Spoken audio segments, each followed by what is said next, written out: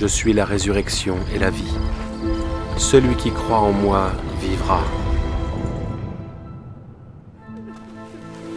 quand même il serait mort.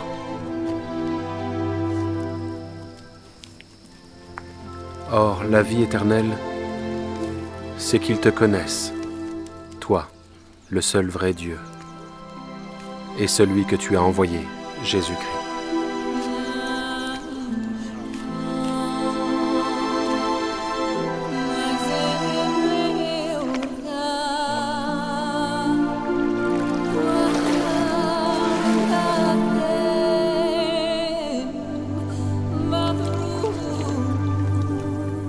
L'Esprit du Seigneur est sur moi, parce qu'il m'a oint pour annoncer une bonne nouvelle aux pauvres. Il m'a envoyé pour guérir ceux qui ont le cœur brisé,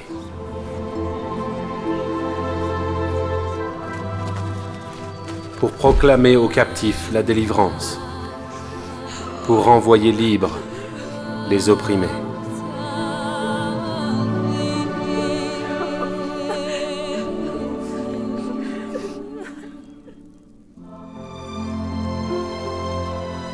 Vous êtes la lumière du monde. Une ville située sur une montagne ne peut être cachée. Que votre lumière luise ainsi devant les hommes, afin qu'ils voient vos bonnes œuvres et qu'ils glorifient votre Père qui est dans les cieux. Je vous donne un commandement nouveau. Aimez-vous les uns les autres comme je vous ai aimé. Vous aussi, aimez-vous les uns les autres.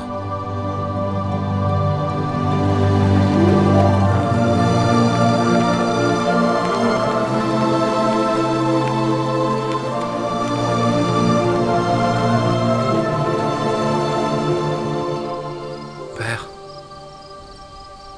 l'heure est venue.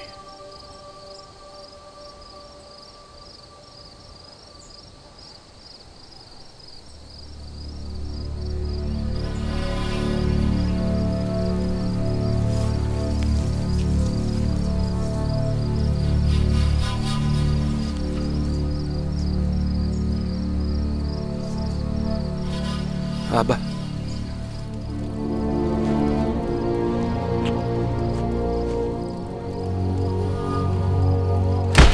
Père.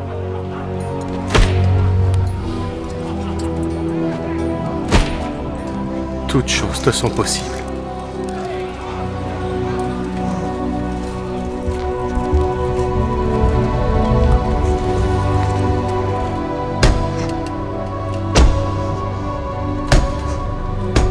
Éloigne de moi cette coupe.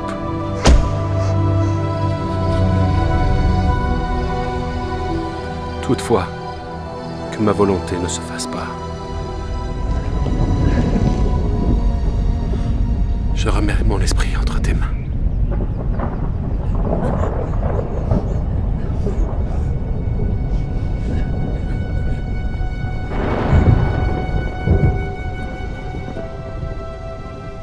Je vous laisse la paix. Je vous donne ma paix. Je ne vous la donne pas comme le monde la donne. Que votre cœur ne se trouble point. Vous aurez des tribulations dans le monde. Mais prenez courage. J'ai vaincu le monde.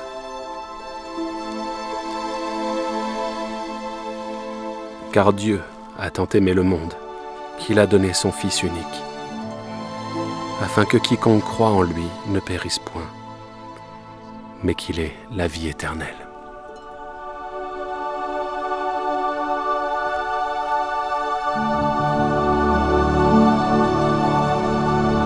Apprendrez plus sur ma rencontre avec Jésus-Christ dans Jean chapitre 3, versets 1 à 21.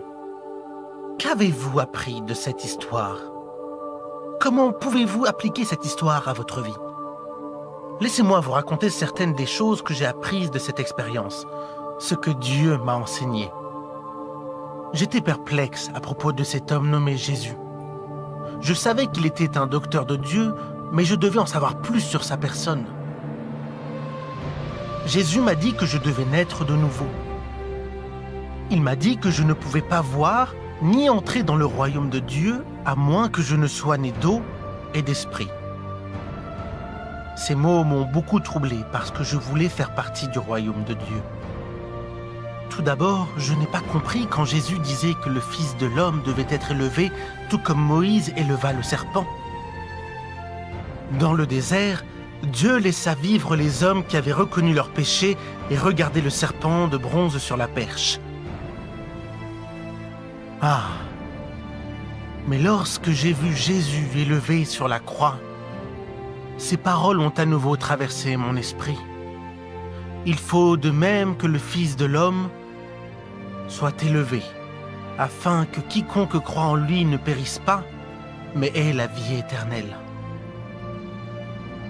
Croyez-vous que Jésus est le Fils de Dieu, le Messie, celui qui est venu pour vous donner la vie éternelle?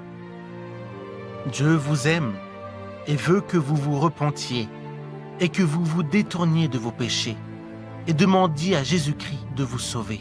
Êtes-vous enfin disposé à croire et à recevoir le salut en présent qui vous est offert à travers Jésus-Christ? Si vous voulez vous repentir et placer votre foi en Jésus-Christ, je vous invite à prier avec moi maintenant. Seigneur Dieu Tout-Puissant, j'ai besoin de toi. Je te remercie de m'aimer au point d'être mort sur la croix pour mes péchés. Je me détourne de la voie des péchés et invite Jésus-Christ à pénétrer dans ma vie comme mon Sauveur et Seigneur et faire de moi la personne que tu veux que je sois. Je te remercie de pardonner mes péchés et de m'offrir le présent de la vie éternelle. Amen.